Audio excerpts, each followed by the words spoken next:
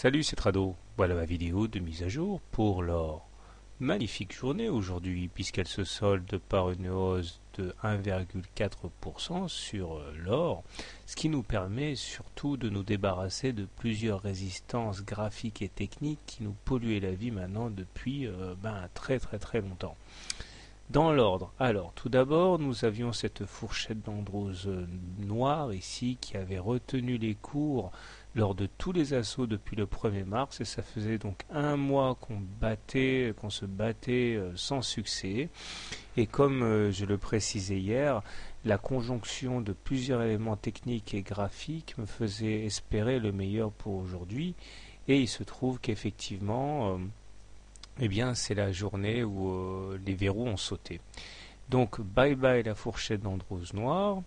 Et puis, nous ouvrons donc la possibilité maintenant, plus que jamais, de rallier l'objectif qui était imparti par la tasse avec anse. Ici, alors ça commence à être un petit peu confus, je vais m'en expliquer. Donc là, nous avions la lance, là la tasse, là la ligne d'eau. Et l'objectif premier est donc la hauteur de la tasse reportée au-dessus de la ligne d'eau. Donc, ça fait un moment que c'est là quand même, 1480. Mais nous avons également maintenant confirmé une autre figure chartiste qui est une épaule, tête, épaule. J'ai signalé par des chevrons bleus les éléments de l'épaule, tête, épaule inversée. Je rappelle également que j'ai fait une vidéo sur ça dans les tutoriels, dans les didacticiels, si vous voulez vous y rapporter. Et là, l'objectif, il est différent, puisque si la figure est respectée, eh bien, il faut reporter la hauteur de la tête. Ici, j'ai mis le segment bleu au-dessus de la ligne de cou, qui rejoint donc les deux épaules et la tête, au-dessus de cette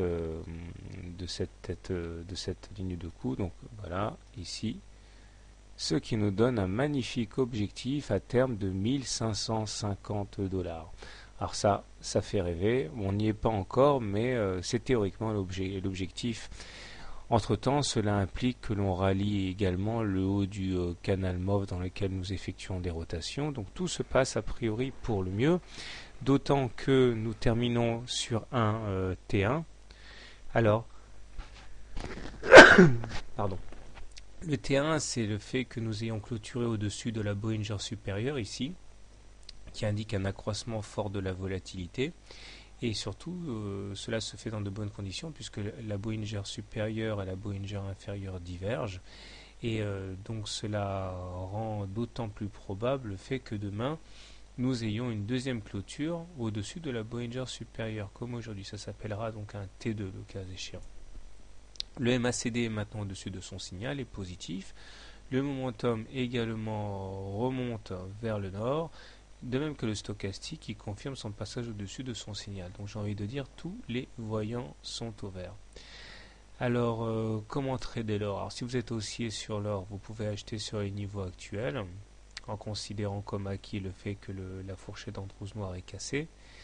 Si vous êtes baissier, eh bien, soit vous considérez que demain, comme d'habitude, on va tenter de mettre le couvercle sur l'or, tous ceux qui ont intérêt à ce que le dollar reste fort naturellement, et dans ce cas vous shortez sur le niveau actuel, mais de manière plus prudente, on attendra plutôt un échec contre un des objectifs que j'ai signalé, par exemple les 1480, pour initier un short. En attendant, puisqu'on est au-dessus d'une M20 croissante, nous sommes en tendance haussière.